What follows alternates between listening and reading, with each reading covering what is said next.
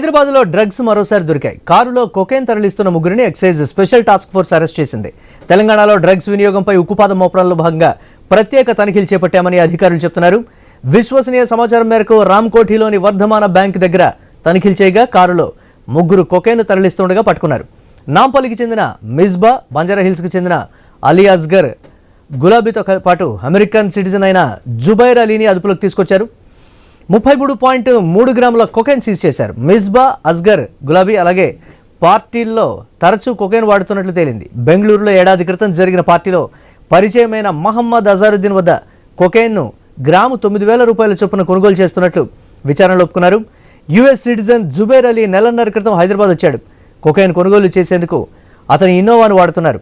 Cocaine supplier Azharuddin పరారీలో ఉన్నాడు. ముగ్గురిని నారాయణగూడ ఎక్సైజ్ పోలీసులకు అప్పగించారు.